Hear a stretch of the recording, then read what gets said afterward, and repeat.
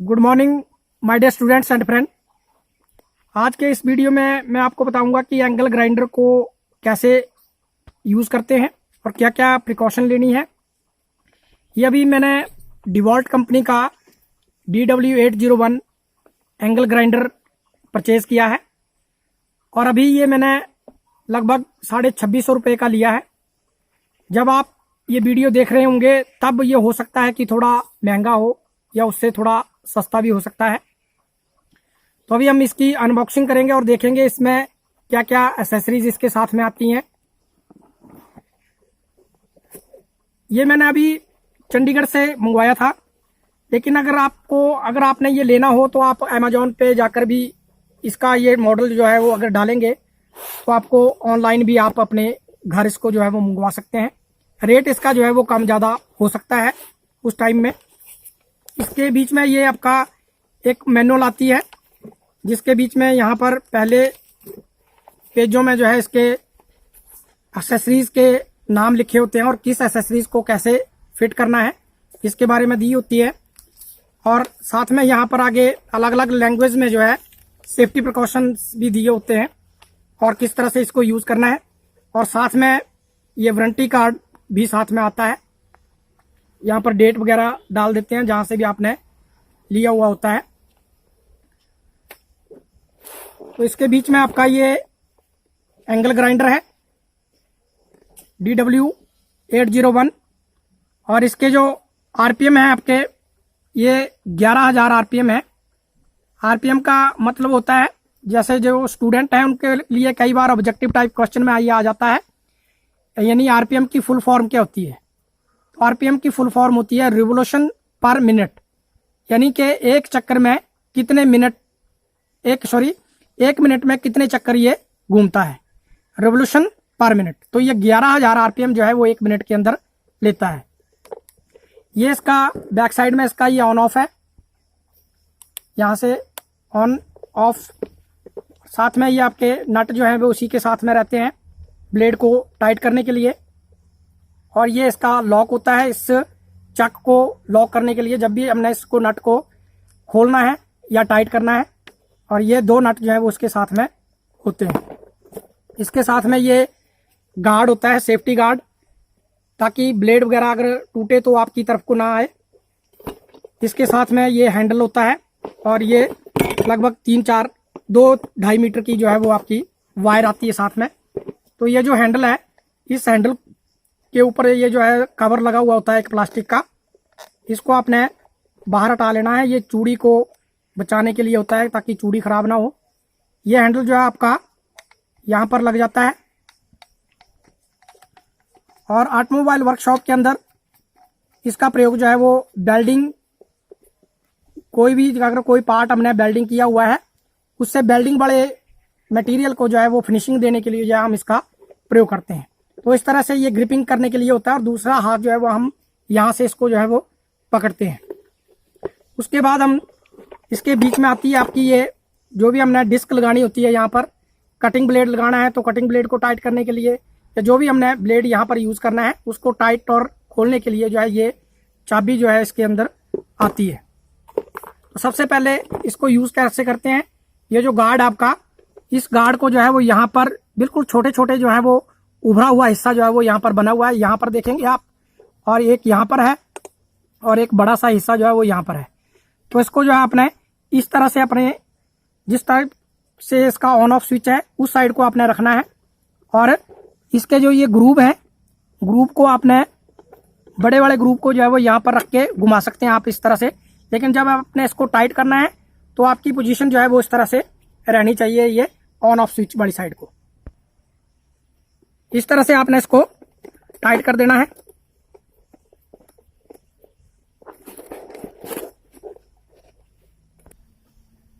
ये कवर जो है हमने फिट कर लिया है, टाइट कर लिया है। यहाँ से टाइट करने के बाद थोड़ा सा इसको आपने घुमा के देख लेना है और थोड़ा सा ऊपर उठा के देख लेना है, क्योंकि जो मैंने शुरू में आपको कट जैसे बताए थे वो कट जो है वो ग्रूव में डालने के बाद इसको जो है थोड़ा सा हिला लेना है। और अगर नहीं हिलाएंगे तो ये सीधा जो है वो बाहर आ सकता है। थोड़ा सा हिलाएंगे तो यहाँ जो ग्रूव बना हुआ है उसके बीच में ये लॉक हो जाता है।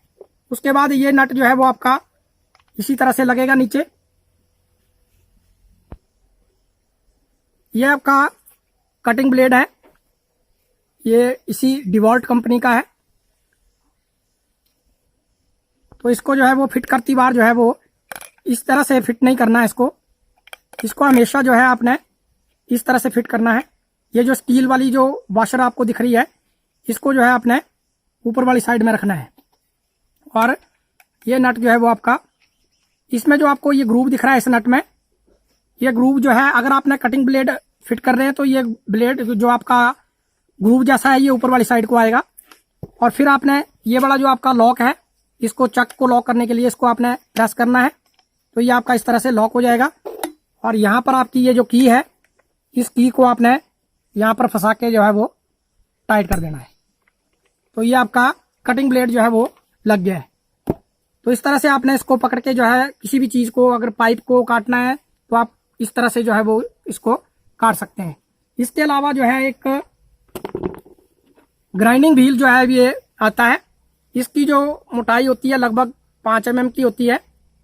ये भी डिवॉल्ट कंपनी का ही है, ये भी मैंने इसी के साथ में परचेज किया है।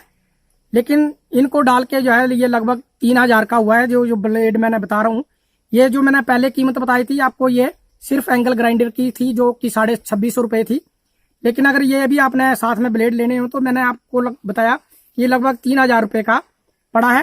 अगर आपने वेल्डिंग कर रही हुए भाग को अगर घिसाना है तो उसके लिए जो है ये ग्राइंडिंग व्हील जो है आता है। उसके लिए आपने कभी भी इस व्हील को जो है वो, इस ब्लेड को जो है वो यूज नहीं करना है। इसका थिकनेस जो है वो लगभग 1 से 1.5 mm होती है। इसको सिर्फ आपने कटिंग करने के लिए ही जो है वो यूज करना है। तो इसको खोलने के लिए वही प्रोसीजर है, इसको हम चक को लॉक करेंगे और उसके बाद जो है इसको खोल लेंगे। तो इस तरह से आपका ये खुल जाएगा। और इसको फिट करने के लिए जो है ये भी आपका इस तरह से, ये स्टील वाली बाशल जो है वो ऊपर की तरफ को आएगी। लेकिन ये जो ऊपर वाला जो नट है, इसको फिट करने के लिए जो है इस तरह से फिट नहीं होगा। ये इसका जो ग्रूव है कटिंग ब्लेड से उल्टा लगेगा, क्योंकि यहाँ पर आप देख रहे हैं यहाँ पर एक गैप दिख रहा होगा आपको नीचे वाली जो नट है उसके बीच में। और इन दोनों नट के जो ग्रूव दिख रहे हैं आपको, इनको मिलाना होता है। अगर हम इसको ऐसे फिट करेंगे तो आपका टाइट करने के बाद भी ये जो आपका ग्राइंडिंग व्हील है ये लूज रहेगा और हिलता रहेगा बीच में। तो इसको जो फिट करना है आपने, इसको जो है वो आपने इस तरह से फिट करना है। ऐसे हम इसको फिट करेंगे तो आपका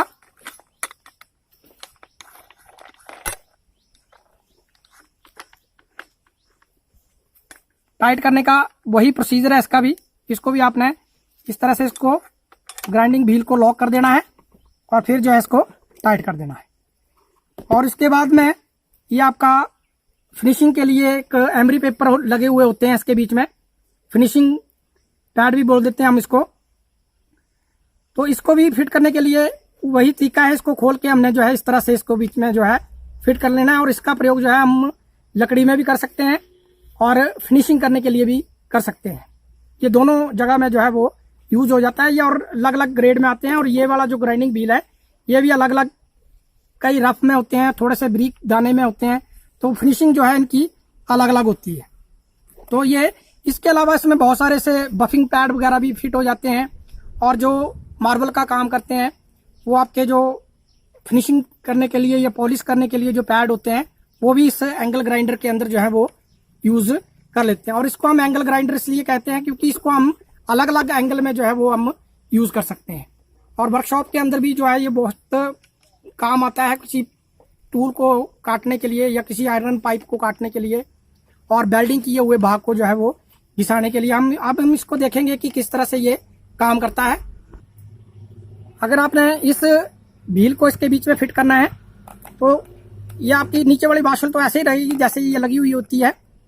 लेकिन और ये जो स्टील वाली बाशल है ये भी ऊपर वाली साइड को, ये तो इसकी उल्टी सीधी देखने की जरूरत नहीं है क्योंकि ये पैड जो है आपके ऊपर वाली साइड को ही बने हुए होते हैं। लेकिन इसके बीच में ये जो आपका ऊपर वाला नट है, इसकी ये जो कॉलर है ये ऊपर वाली साइड को आएगी। जबकि आपने देखा था जो ग्राइंडिंग व्हील है उसमें ये जो कॉलर थी ये आपकी नीचे वाली साइड को थी इस तरह से। लेकिन इसमें जो है आपकी ये जो कॉलर है ये आपकी इस तरह से ऊपर वाली साइड को आएगी। और इसका प्रयोग जो है हम दो जगह पे लकड़ी में भी कर सकते हैं और ग्राइंडिंग व्हील से घिसे हुए पार्ट को जो है वो फिनिशिंग करने के लिए भी जो है इसका हम प्रयोग करते हैं। और इसका प्रयोग जो है वो कभी भी इस सेफ्टी गार्ड के बिना जो है वो नहीं करना है, क्योंकि ये जो गार्ड लगा हुआ है ये आपकी सेफ्टी के लिए लगा हुआ है। कई क्या करते हैं, इस हैंडल को भी खोल देते हैं और यहीं से इसको पकड़ के जो है वो यूज करते हैं, तो वो भी सेफ्टी प्रिकॉशन के हिसाब से जो है वो गलत है। इसलिए यहाँ से जो है इसको पकड़ना है और फिर दोनों हाथों से जो है अच्छी ग्रिपिंग आ जाती है। इस हैंडल को बहुत सारे मैंने देखे हैं कि इस हैंडल को खोल के भी यूज करते हैं, इस गार्ड को भी नहीं लगा हुआ होता है। तो ये सारी चीजें जो है हमारी सेफ्टी के लिए जो है मशीन के अंदर यूज की जाती हैं। तो कभी भी इनको हैंडल को या गार्ड को खोल के जो है इसको यूज नहीं करना चाहिए, और जब भी यूज करना है तो सेफ्टी गॉगल्स का जो है वो प्रयोग जरूर करना है। इसके साथ में मैंने एक ये वायर ब्रश भी परचेज किया है और इसका प्रयोग जो है वो किसी मेटल पार्ट के ऊपर लगी हुई जो जंग होता है उसको उतारने के लिए इसका प्रयोग करते हैं। और ज़्यादातर इसका प्रयोग जो शटरिंग का काम करते हैं, तो शटरिंग के ऊपर जो सीमेंट जम जाता है उसको निकालने के लिए भी जो है इस ब्रश का प्रयोग करता है। ये स्टील का है और इसके अलावा ये नरम धातु का भी होता है, जिसमें एल्यूमिनियम वगैरह को भी हम मतलब इससे साफ कर सकते हैं। लेकिन इसका प्रयोग जो है वो एल्यूमिनियम के ऊपर या किसी नरम धातु के ऊपर जो है वो नहीं करना होता है। तो इसको फिट करने के लिए जो है इसके दोनों नट जो है वो निकाल लेने होते हैं और यहाँ पे जो है इसको लगा के, और इसमें जो इस एंगल ग्राइंडर के लिए अगर आप ब्रश लेने जाते हैं तो यहाँ पर जो है आपका ये जो नट है ये M10 यहाँ पे लिखा हुआ है, M10।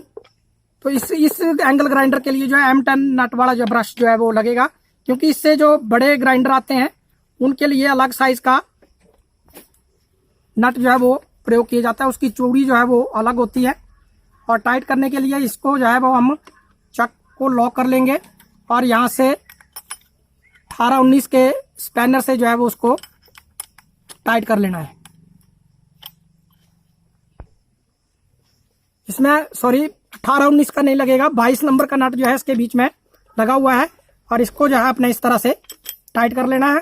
और फिर आप जो है किसी भी धातु को रगड़ना है या वहां से जंग हटाना है या किसी शटरिंग की सीट्स में से सीमेंट को जमे हुए को हटाना है, तो इस तरह से जो है इसको हम यूज करते हैं। अभी हम इन ब्लेडों को देखेंगे कि किस तरह।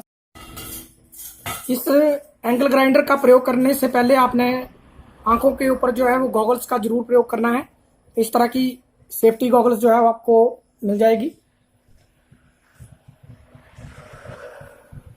और इसमें अभी हमने जो ब्रश लास्ट में हमने फिट किया था वायर ब्रश, उसका यूज करके देखेंगे।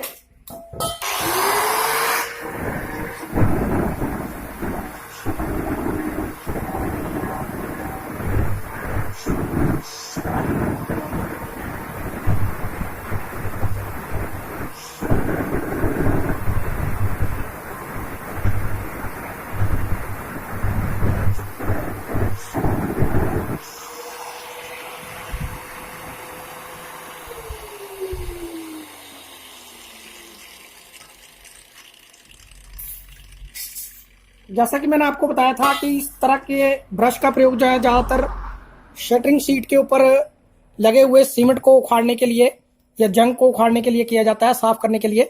तो यहाँ पर आप देख सकते हैं कि जो भी सीमेंट यहाँ पे लगा हुआ था वो सारा जो है वो साफ हो गया है। इसके बाद हम देखेंगे कि जो ग्राइंडर वाला व्हील है उसको कैसे प्रयोग करते हैं। तो उसके लिए हमने इसको खोलना है। अभी हमने इसमें ग्राइंडिंग व्हील फिट कर लिया है और ग्राइंडिंग व्हील का प्रयोग जैसे कि मैंने बताया था वेल्डिंग किए हुए भाग को जो है वो फिनिशिंग करने के लिए किया जाता है। अभी हम इसको चला के देखेंगे।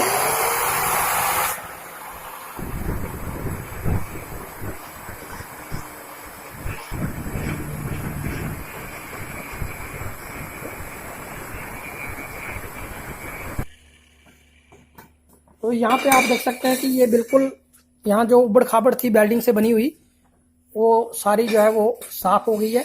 इस तरह से हम सारा जो है इसको कर सकते हैं। जहाँ भी वेल्डिंग जो है वो ऊपर नीचे है या कोई पत्ती ऊपर नीचे है तो उस तरह से हम इसका जो है वो यूज जो है वो एंगल ग्राइंडर के ऊपर जो है इस ग्राइंडिंग व्हील का जो है वो करते हैं। इसके बाद हम देखेंगे कटिंग व्हील का प्रयोग जो है वो कैसे करते हैं।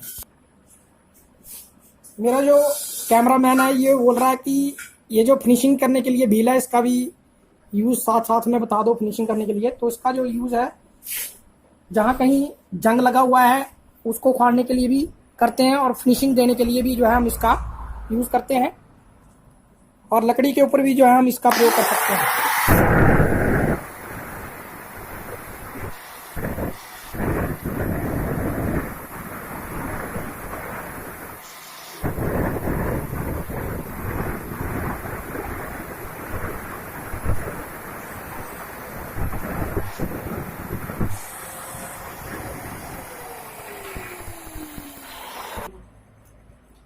और भी आप देख सकते हैं कि यहाँ पर जो भी जंग लगा हुआ था वो बिल्कुल स्टेनलेस स्टील की तरह जो है वो साफ हो गया है। तो इस ब्रश का जो प्रयोग है हम जंग को हटाने के लिए करते हैं और फिनिशिंग देने के लिए करते हैं, जिस पर हमने ग्राइंडिंग व्हील का प्रयोग किया हुआ होता है। अब हम कटिंग व्हील इसमें लगा के देखेंगे कि उसको कैसे यूज करते हैं।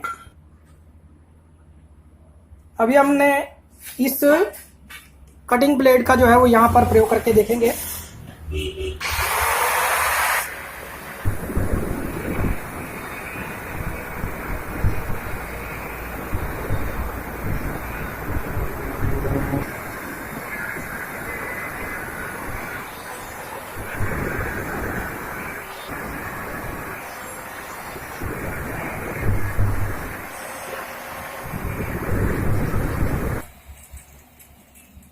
अभी हमने ये खांचा जो है यहाँ पर काट दिया है। तो इस तरह से आपने इस वीडियो में देखा कि एंगल ग्राइंडर का प्रयोग जो है हम किस तरह से अलग अलग ब्लेड को लगाकर जो है वो करते हैं। इसके अलावा दो प्रकार के ग्राइंडर जो है वो और ज़्यादातर प्रयोग किए जाते हैं, जिनमें से एक है बेंच ग्राइंडर और एक है पेडेस्टल ग्राइंडर, जिसका जो है वो अगले वीडियो में करेंगे। Thank you. जय हिंद, जय भारत।